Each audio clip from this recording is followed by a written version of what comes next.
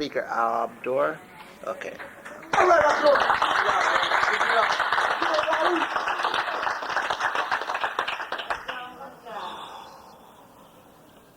I'm an addict recovering from the disease of addiction. My name is Abdur. Hi, Abdur. And I'm truly here tonight by God's mercy and God's grace, and I'm only clean because of the fellowship of Narcotics Anonymous. And before I even get going wherever I'm going with this, I'd like to thank the Western Massachusetts area of Narcotics Anonymous for taking what we call in the greater Providence area Narcotics Anonymous an NA risk. I'm from the smallest state in the nation known as Rhode Island. And it is definitely an honor and a privilege to serve the fellowship of Narcotics Anonymous at any level. And this is how the God of my understanding has chosen for me to serve him. And I need to say something else before I get going wherever I'm going. Because I'm up here, don't put me up there. Because when I do something human, you're the first one to put me down there. So I'm going to say some things that's going to bust that image that you might have of me, and most importantly, the image that I might have of myself.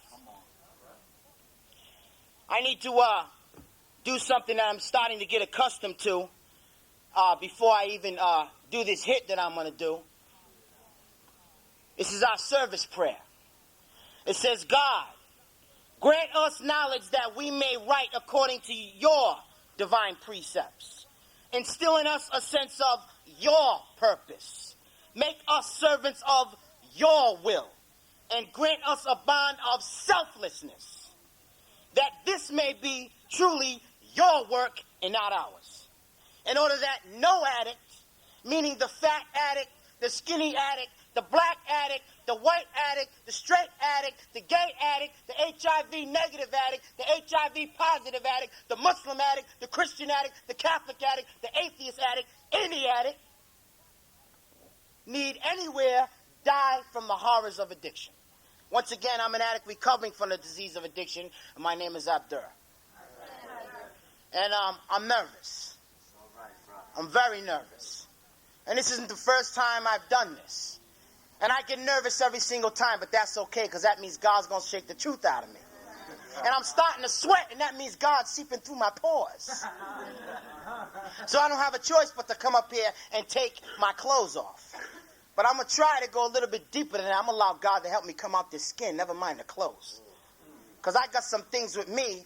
Why I'm not at the dance? Number one, God wanted me to be here instead of the dance for a reason. And I need to tell you about what the reason is. And I need to tell you that I'm going to say some things that might make some people feel uncomfortable. But if I don't say them, I'll feel uncomfortable, and my uncomfortability will come out on you. Because misery loves company. And before I even get on what I'm going to talk about, I need to read this. This is from 10th tradition. It works how and why.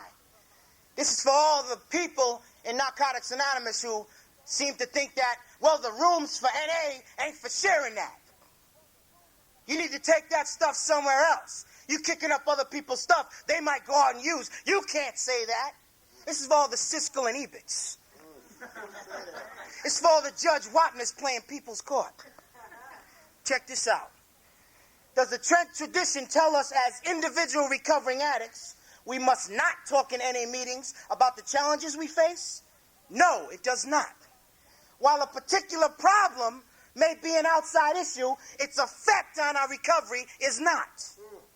Everything affecting a recovering addict's life is material for sharing. If a problem we are having impacts our ability to stay clean and grow spiritually, it's not an outside issue. And for all the Watners and Siskel and Ebits, take this. We need no one's permission to talk about such things in our meetings. No one's permission. Narcotics Anonymous is a God-given program.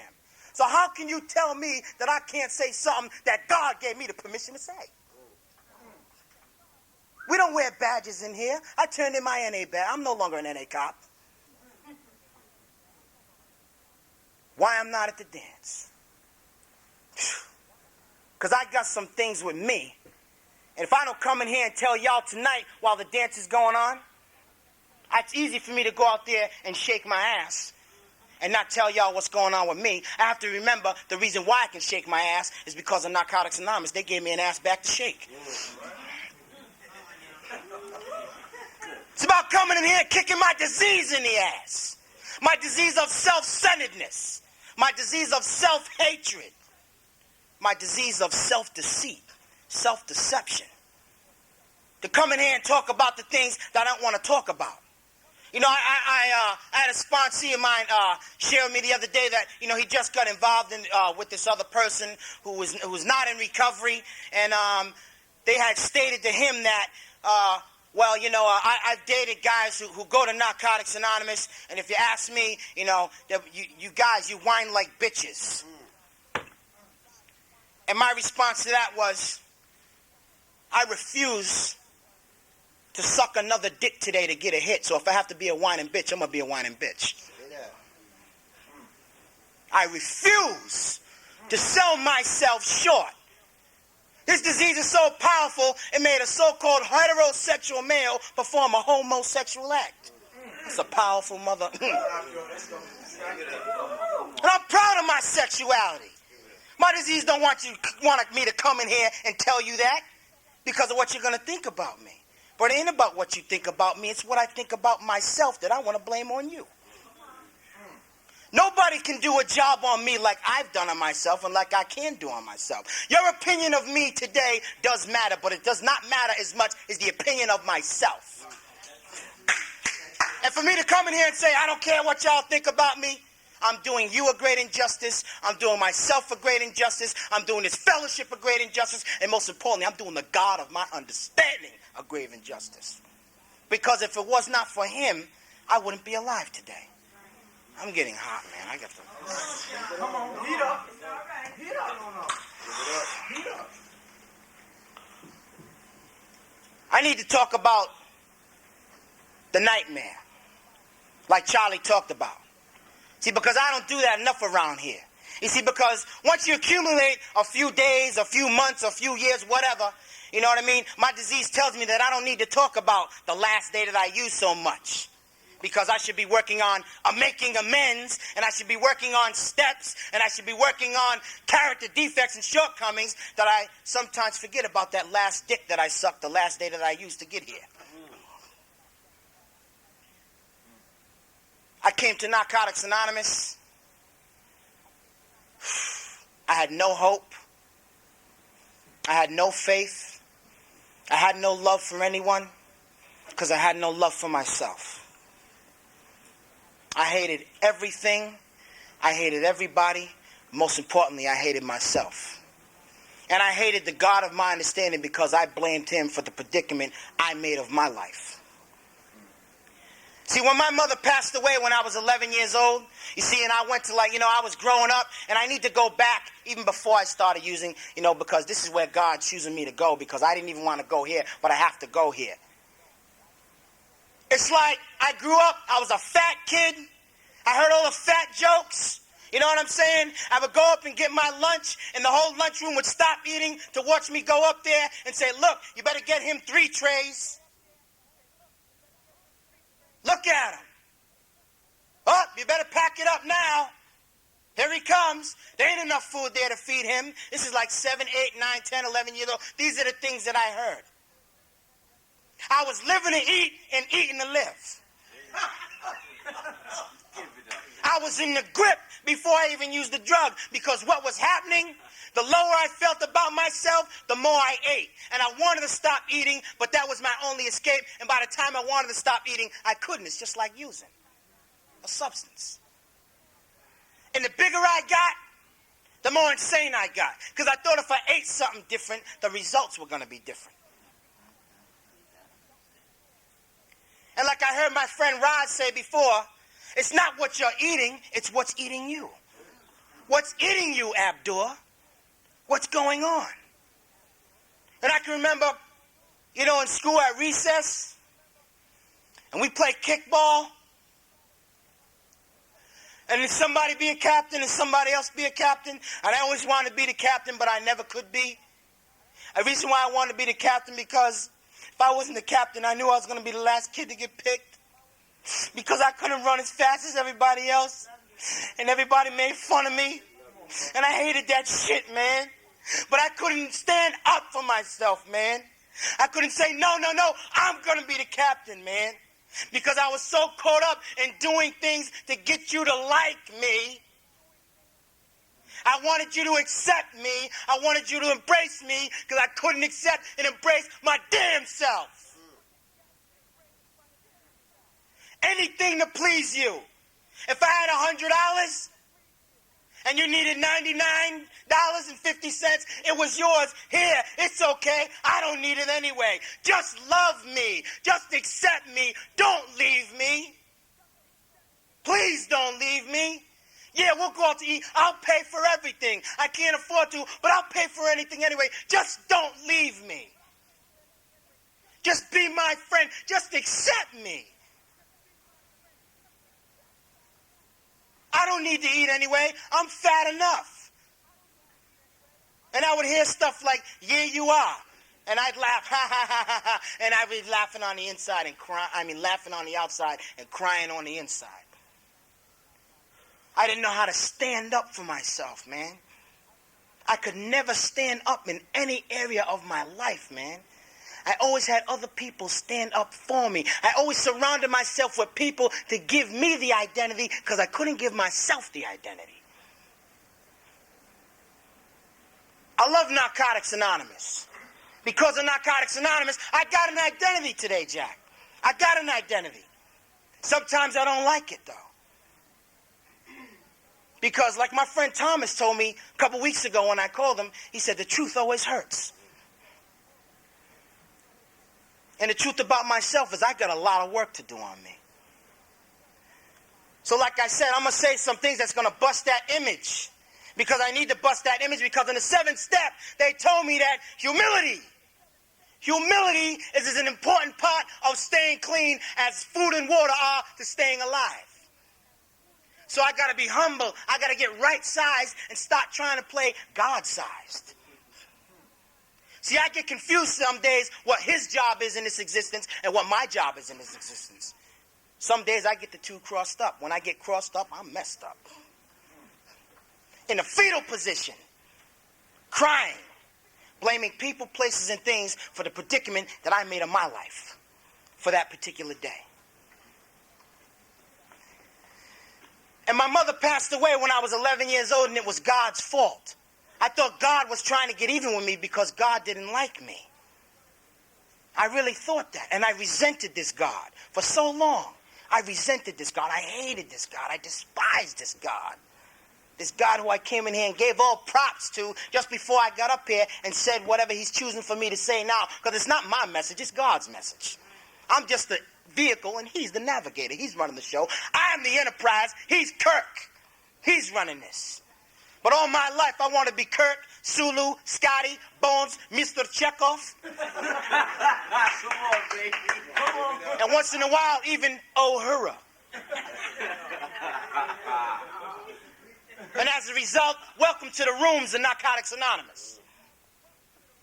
Welcome. You have a right to be here. I came in here, man, and I looked at you people, and I couldn't believe that y'all was really not using a day at a time. I couldn't believe it. I said, wait a minute. Wait, there ain't nobody in here I know. How do I know they ain't using? Where's everybody that I use with? There ain't nobody here. I need to say also that I came in here at a pretty young age, and y'all had a lot of unrealistic expectations placed on me. You said, gee, I wish I got it at your age. You got your whole life ahead of you now. You're a young guy in recovery. Damn. You're going to be all right. By you telling me that, it was okay for you to tell me that, but I didn't feel that. Because I hadn't yet felt welcome. Because I wouldn't allow you to welcome me. Because I wasn't willing to welcome my damn self. I had arrived. All right, I'm here. Here's Shawnee. You know what I'm saying? It was like, okay, I'm here now, you know what I mean? And I thought that, everything was going to be great once I got here. I thought I stopped using everything is going to be fine. Boy, was that a rude awakening.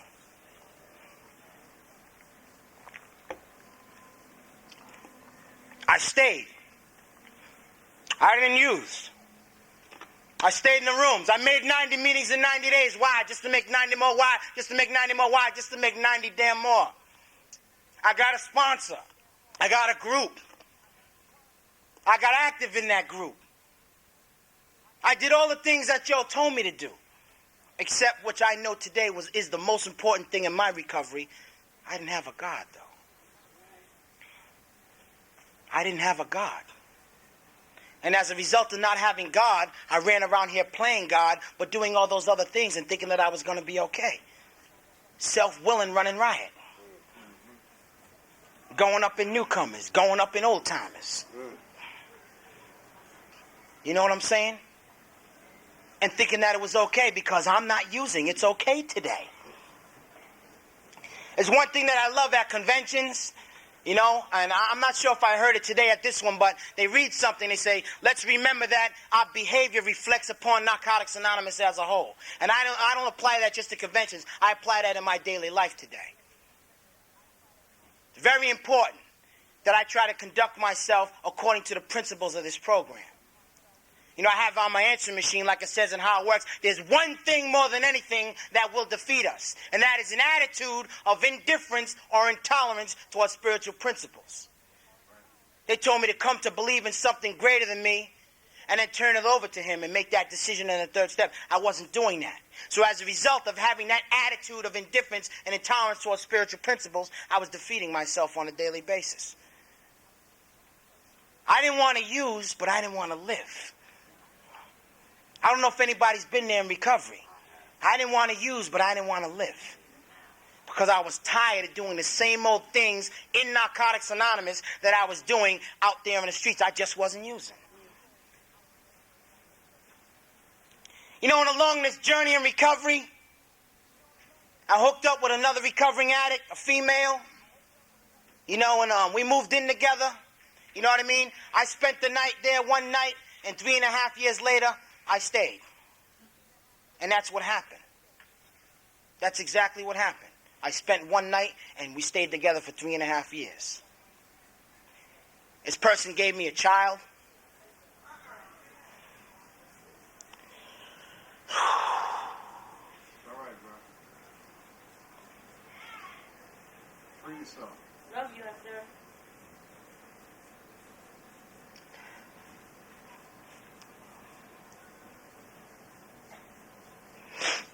This person gave me a child, and when we got together, I embraced the child that she had for 6 months.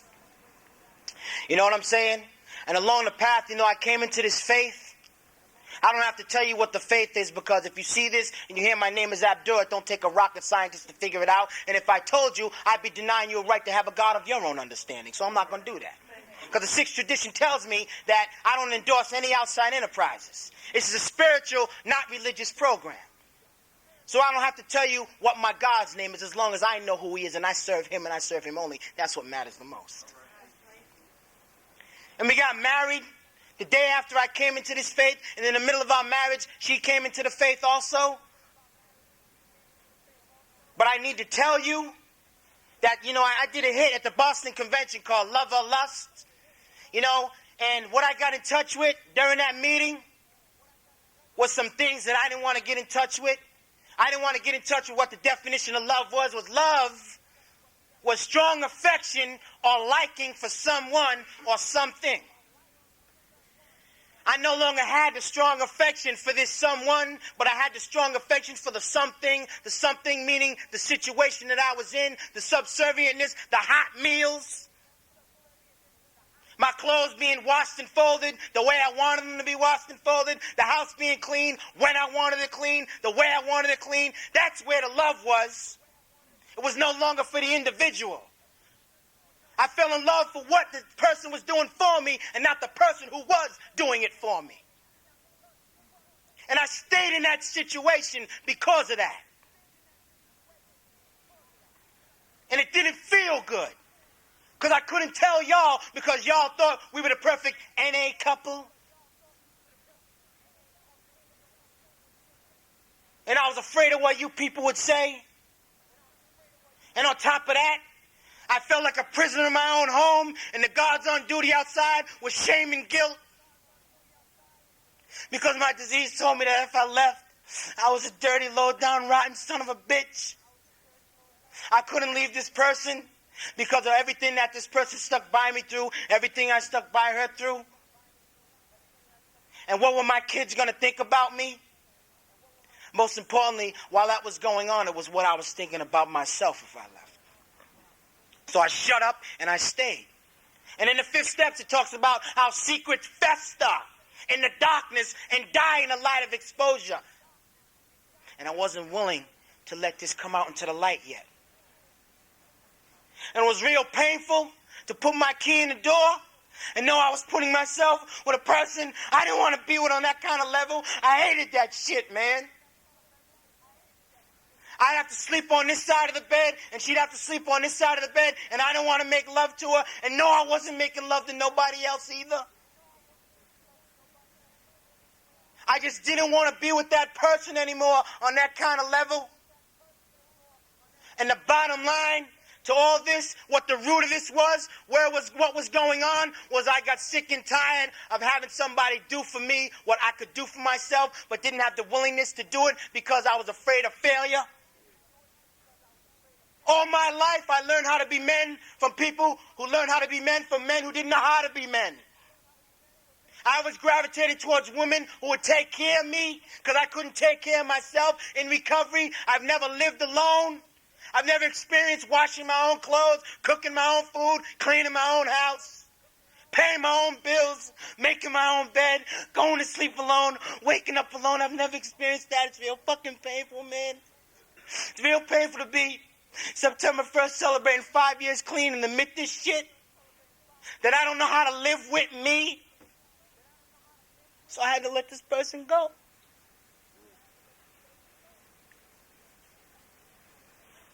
They say if you can't help an addict, don't hurt one.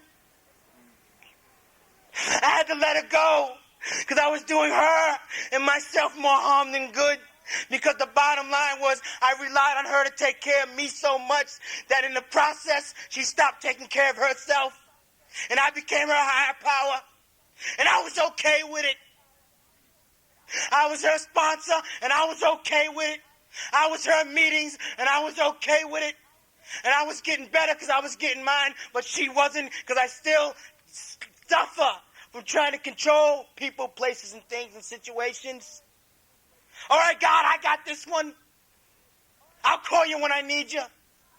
Just let me take it for now. And this is what was going on. And I couldn't tell my friends this.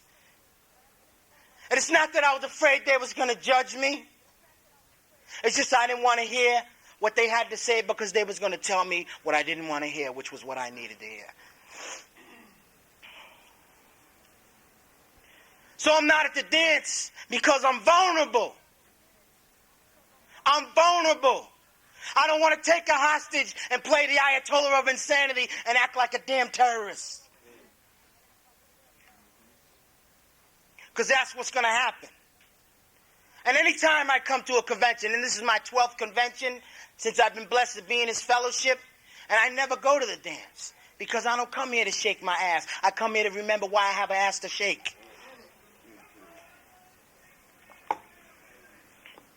Because I haven't used. I've applied some principles in my life.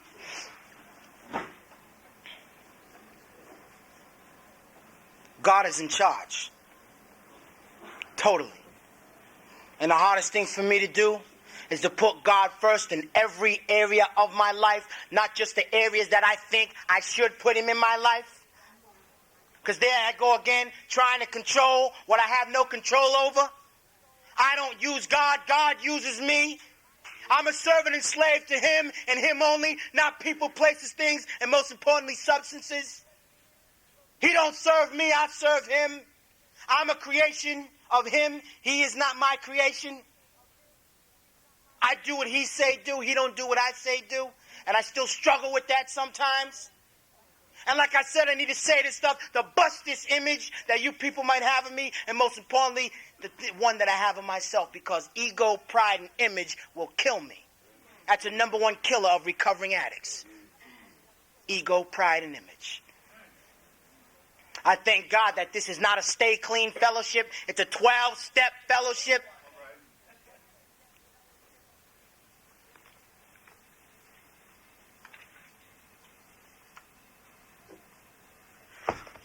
Although our minds told us we would never make it, the people in Narcotics Anonymous Fellowship gave us hope by insisting that we could recover. You insisted that I could recover and stay here. Before I came to Narcotics Anonymous, people insisted that I would never amount to nothing. Before I came to Narcotics Anonymous, people insisted that I was going to get nowhere in life. But most importantly, I insisted to myself that I was going to get nowhere in life. Because that's what my thinking told me. It says in here that our best ideas brought us here. What I thought was best for me was always the worst for me. So I need to listen to what you people have been saying. And like I heard somebody say today, I heard my friend Modesto say, if you don't think clean time's important, get some of your own or give it back. If clean time is important, go to your nearest detox and get a damn sponsor.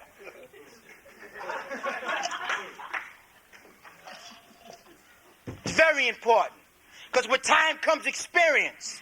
I need the experiences of others who've been through what the hell I'm going through to help me get through where I got to go to.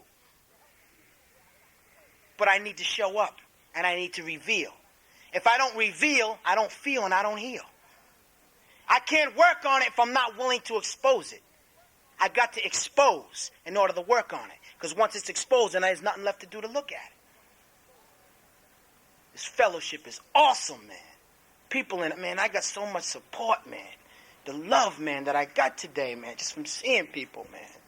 People love me today, man. My man, my friend Ronnie, he loves me today, man. He called me up, man, a few weeks ago, man, just to tell me that he loved me, just to see if I was okay, man. I live in Rhode Island. He lives in New Jersey, man. That's deep, man.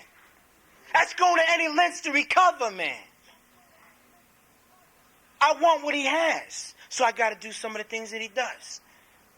I got to strip, and I got to continue to be stripped. Telling you, man, it talks about what is our message. Our message is that an addict, any addict with the desire to use, can lose the desire to use and find a new way to live. And for the people back in my area who seem to think that, well, he got a good message, too bad he's not living it, what kind of guy would he be to leave his wife and his kids? By standing up. They said if you don't stand for something, you'll fall for anything. I had the desire to use, I lost the desire to use. Find a new way to live, I'm finding a new way to live. I'm no longer depending on a woman to do for me what I should be doing for my damn self.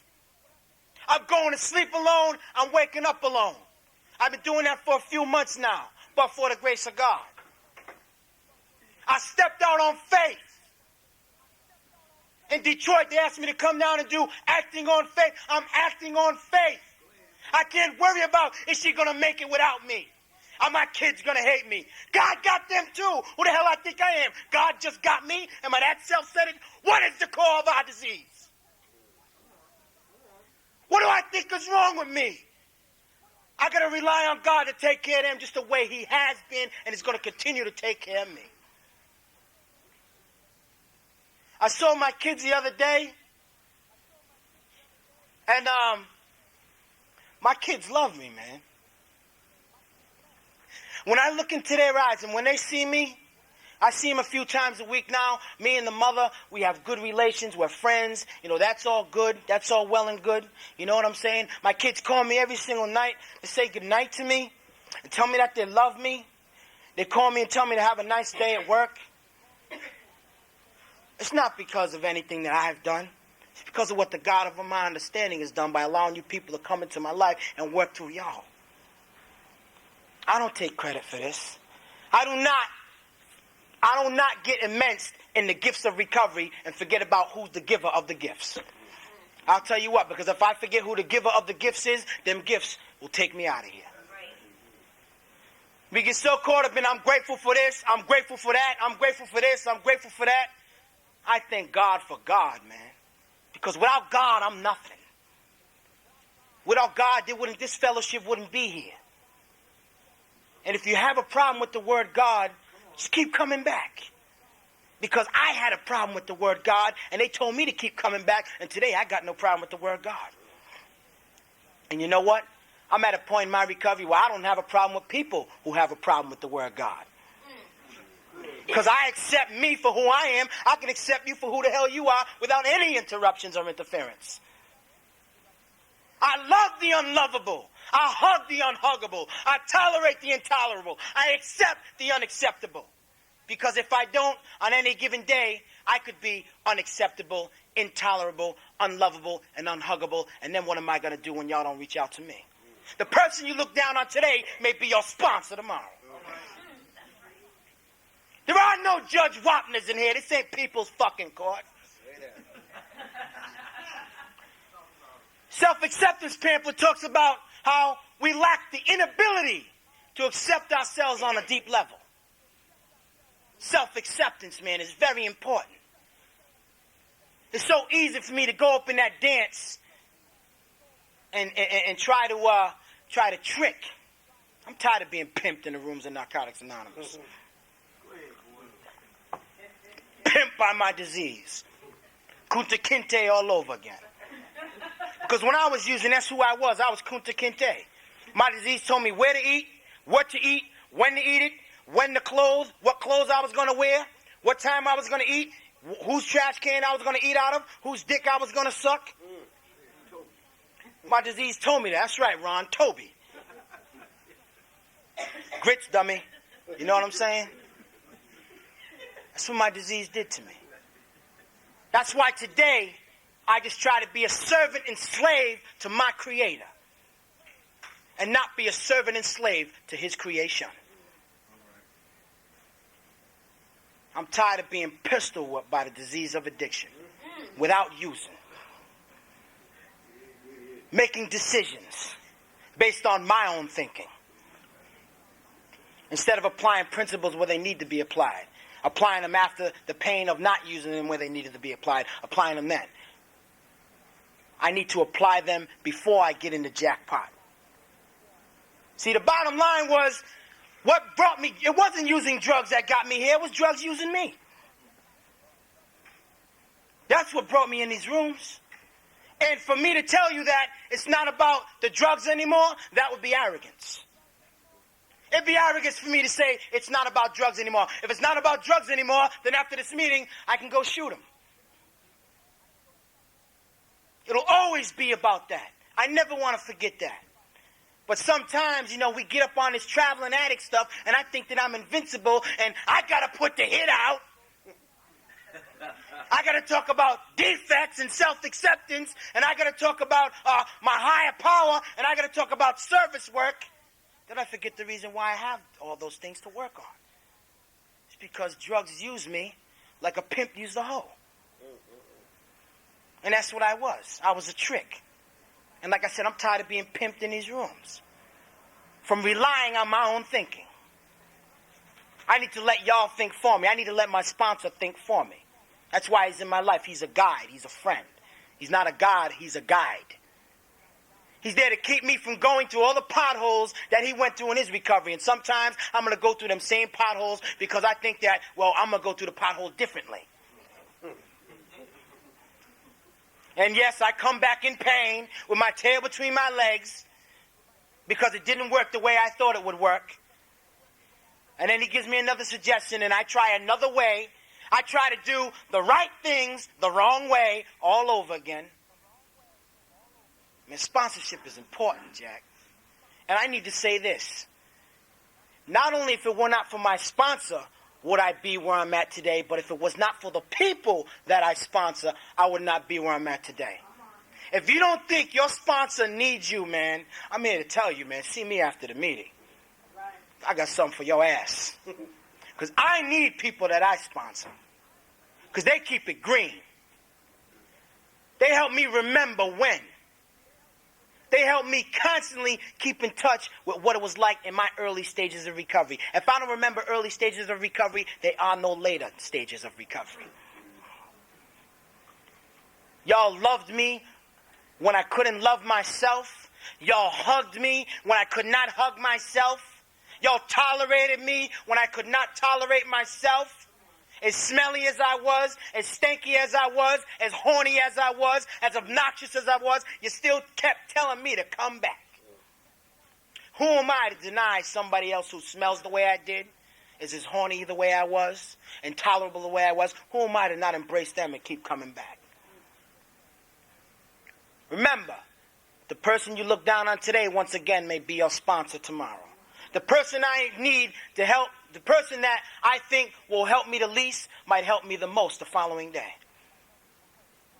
So I need to stop picking and choosing who I want to be on my life. Whoever God puts in my path for that particular day and how he chooses to use them in the manner to help me, that's entirely up to him. It ain't for me to pick and judge and choose. It ain't about ducking and hiding. It's about bobbing and weaving.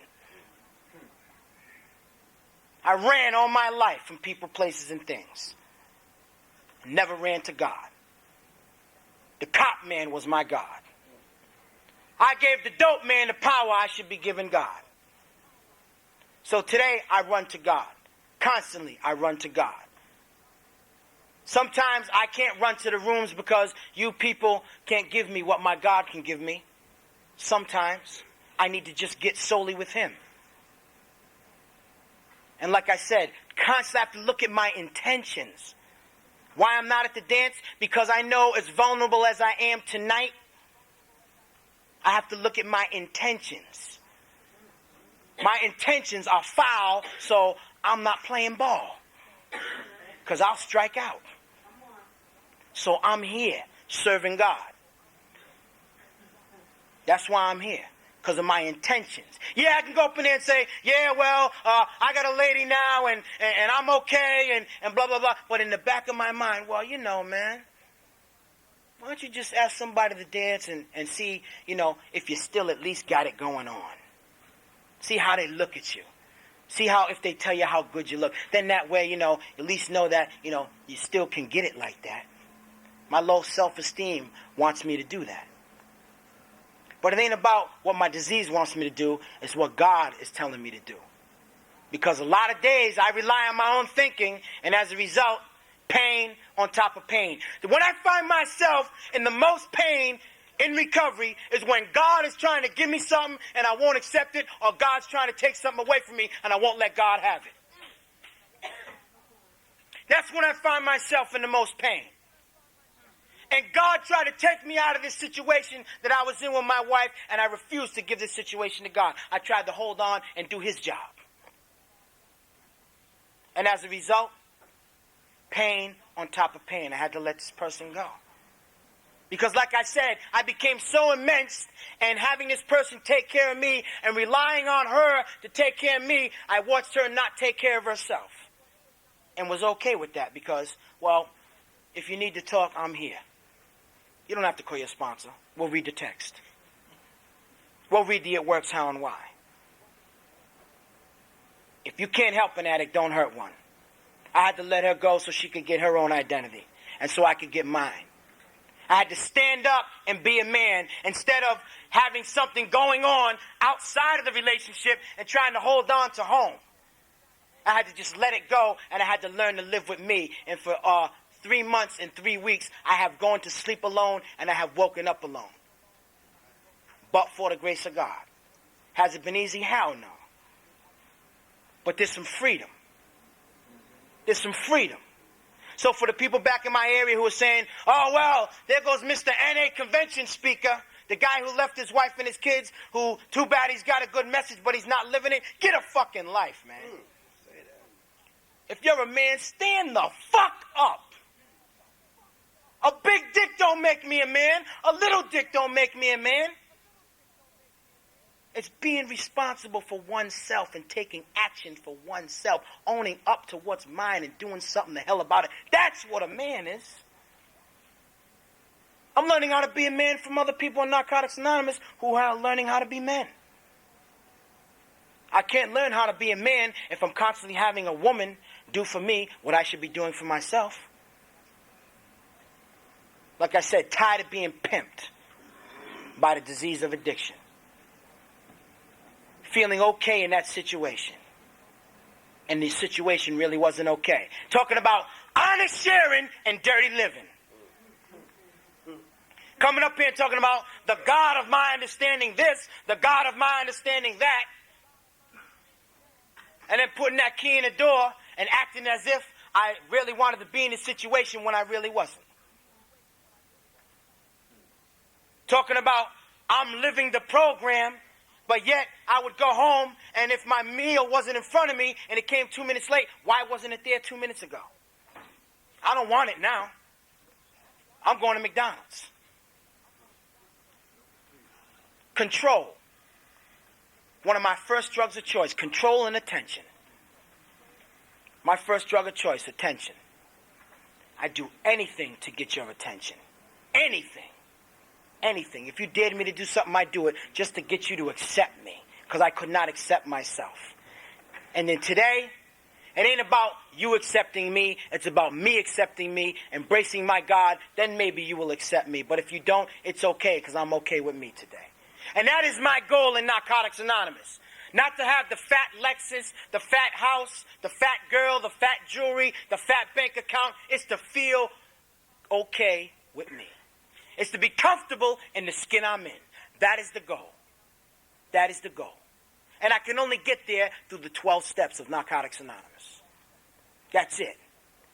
And with the help of a loving God. God is the ultimate sponsor. I don't have to pick up the phone to call him, and if I do call him, I'm not home right now. God is always there. And what I found out about the God-reliant, self-reliant, in order to rely on God, I got to rely on me to go to him. He ain't going to come to me. They say God can move mountains, but you better bring a shovel. If I ain't want to dig with that damn shovel, the shovel ain't worth shit. I got to go to God. He ain't like Domino's Pizza. He don't come in 30 minutes less. I don't get no damn discount. I got to go to God. God ain't going to come to me. And people who say that, and I used to say this myself, but, you know, because of this ongoing process of recovery, I've changed. And they say that God only helps those who help themselves. That's bullshit. I did nothing to help myself to get the life that I've gotten today. I did nothing to help myself to get the freedom that I've got today. I did nothing. I did everything to kill me. Everything I did was to hurt me and hurt everybody around me. And to get the life that I have today and the people that I have today and the God that I have today. Man, that is God helping me when I could not help myself. I love Narcotics Anonymous, and most importantly, Narcotics Anonymous loves me. And why do I say that? Because my basic text says that the ultimate weapon in recovery is the recovering addict. And the ultimate ammunition is the ultimate authority, a loving God. He never runs out of ammo.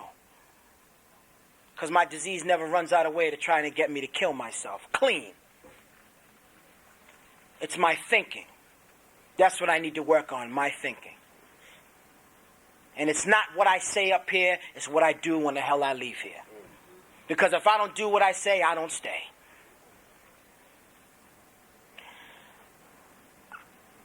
I just need to say one more thing before I close. I want to expose a situation, and it really helped me take a look at myself and show me some growth within myself.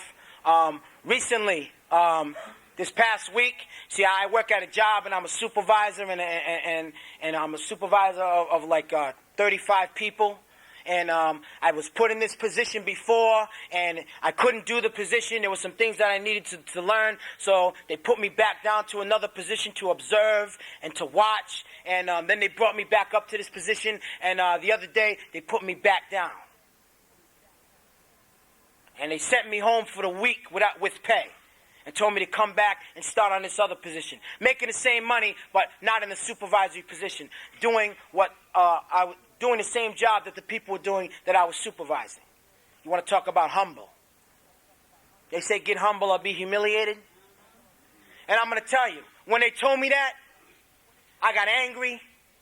I didn't get angry with them, But I got angry at my disease because my disease was saying, see, you can't do it. You're nothing. You're no one. Second chance, you messed up again. But when I got with my God and I prayed about it, what the miracle was if I'm not cut out to be a supervisor, that's okay, because God got something cut out different for me. That's where the self-acceptance came in. I'm okay with me today. I can accept the fact if I ain't cut out for it, I ain't cut out for it. I ain't going to try to do something I ain't cut out for, because then I'll experience the conscious humiliation. So I got humble. It's okay. The miracle was I still got a job. I still make the same money. So what if I'm not an authority figure?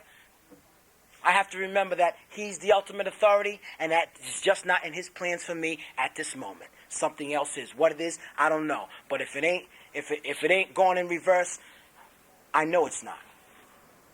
There's something ahead. God's got something else laid out for me. And that is big for me. To not sit there and justify and rationalize why these people, why are you doing this to me? Hey, I don't have the militancy that it takes to be in that position.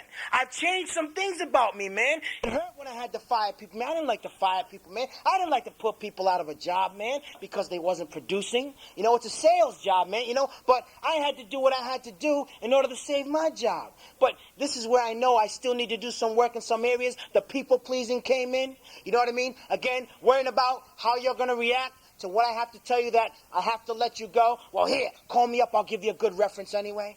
Though knowing that you just weren't good in this position, but just to get you to like me and say, well, he was a good boss. You know what I mean? He's not an asshole. Oh, here, call me. I'll give you a good reference. Once again, serving the creation and forgetting to serve the creator. Being a slave again to people, places, and things instead of being a servant and slave to the creator. Michael Jackson said it perfect, and I'll close with this. If you want to make the world a better place, take a look at yourself and make a change. Then the world will become a better place for you and me. We are the world. We are the children.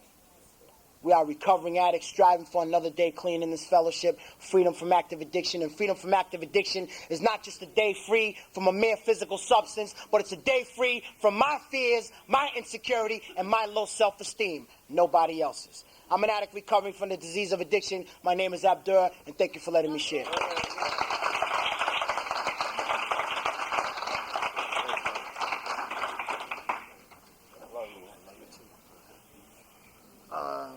Thank you very much, Abdur. Okay, my name is Steve, and I'm an addict. Let's see. If anybody, the floor is open for discussion. Anybody would like to come up here and share, you can form a line and share.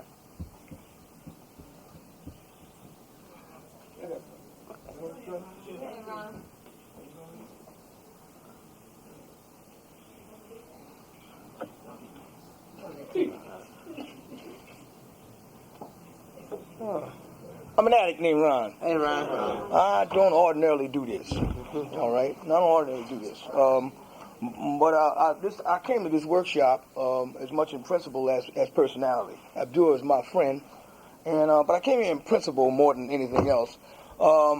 Last year, the convention committee asked me to just share on why I'm not at the dance. And you know, since I've been in recovery, NA has a whole lot of opinions in it, you know, about what's recovery and what's not recovery. And there's a lot of opinions about, dances are motivated towards maybe unspiritual behavior and stuff like that, right? And it makes me think that those are statements of judgment. First of all right, and I'm gonna share some things. Y'all, this is what I'm supposed to do, all right? So I'm gonna do what I'm supposed to do, right?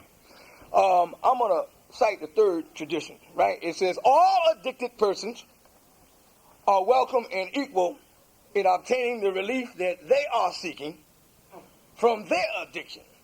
Every addict can recover in this program, Narcotics Anonymous, on an equal basis.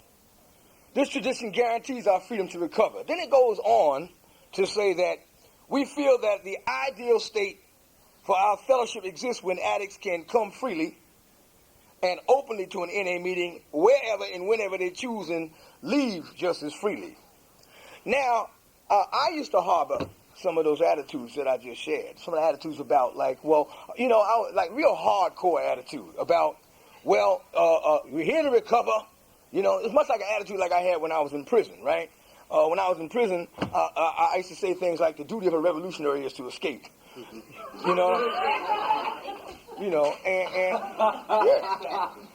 that's what I used to say, and I thought it was nonsense to watch TV, so I didn't watch TV. You understand? All I did was read political books, study gun books, and all this kind of stuff. You know, how to blow up bridges and blow up your car and stuff. And I got really imbalanced. Right? And I brought some of those attitudes in here with me into Narcotics Anonymous. And one of them used to be about the dance, you know, and how I felt about the dance, right? So I kept coming. And I want to share something that our literature says about the dance, all right? About the dance. I'm going to read from It Works How and Why in the first tradition. You know, and I like the use of the literature because the literature is God, you know, it's group conscious literature, and it tells us for our group purpose there's but one ultimate authority, a loving God as he may express himself in our group conscience. Our leaders are but trusted servants, they do not govern. In other words, our literature review committee are trusted servants, you know, trusted with a conscience, and the conscience is ours. It goes on to say the unity, check it out, y'all told me 2 times in the basic text, twice, in 2 different locations. You said that living skills, correct me if I'm wrong now, maybe I'm wrong, but y'all told me that living skills were reduced to the animal level, right? Told me that, like, I had no social skills, you know, and I didn't, you know, I mean, I just didn't, you know, I was one of them derelict addicts, degraded, abandoned, you know, abandoned myself. Nobody ever abandoned me, I abandoned myself, you know what I'm saying? You know, and it was my choice to wipe my ass with the pages of a phone book, you understand? When I took shits in a spackle bucket, you know, that was my choice, right? So I come in here with not a lot of living skills, social skills, you know. And then it goes on to say the unity, listen to this, the unity that supports our common welfare is created not only by working together, but by playing together. Playing together. The friendships we develop outside meetings strengthen NA unity. So there's nothing wrong with a softball game. You know, nothing wrong with an NA picnic. Nothing wrong with an NA dance. So about motives. What's my motives? What are my motives? What am I doing? Let's say spot check ourselves with a 10th step, right? You know, take a look at myself, where I'm at. Why am I doing what I'm doing is the question I need to always ask myself, right? It says, fellowship activities provide opportunities. This is our literature. Opportunities for us to relax, socialize with each other, and have fun. Have fun. Conventions, dinners, and holiday celebrations give us a chance to celebrate our recovery while practicing, here it is, while practicing social skills. Right? Now it gets more specific. Picnics, dances, dances. All right? Now, I'm not lying, am I? No, you ain't, my brother. That's what it says. Picnics, dances, and sports days, for example, often allow families to participate too. I know when the banquet speaker was before he spoke, right? When the brother chairman Orlando, the first thing he did, what did he do? Introduced his mother. You know, it's a family disease, right? You know? So it often allows our families to participate too. We strengthen our sense of community when we share more, check it out, put the biggie on, more than just meeting time. Come on. Stronger relationships develop as we become more involved in each other's lives. The care and understanding born of these relationships, listen to this, are strong threads in the fabric of NA unity. As a result of information like that, I become less judgmental, right? Less judgmental and more inclined to work on myself and make sure that I develop myself as much as I can as a spiritual being. You know, be an example. So if I go to the dance, right, the best that I can do and should do is to make sure that I'm carrying a good social example in the dance. You know? You know, we lead by example. Yes, sir. You know, say addict can be beaten, counseled, threatened, locked up, right? That's what he say. Third tradition, right? You can slash him in the face with holy water, right? Yeah. But you know, addicts tend to learn more. Yeah, sloosh, right? Addicts tend to learn more through example than by coercion. You know, I was in prison for 15 years, right? And like in the course of that time in prison, I did what I wanted to do. It didn't make a difference the way I was. You know, I used in prison. I didn't stop using. You know, I did whatever I wanted. I escaped 2 times. You know, I'm just talking about like the way that I change is through example. You know, so the example I should have that if I go to the dance, have a good example. If I choose not to go to the dance, don't speed kick somebody in the ass. Right. Who goes to a dance. You know, that's all I got. Thanks, Ron.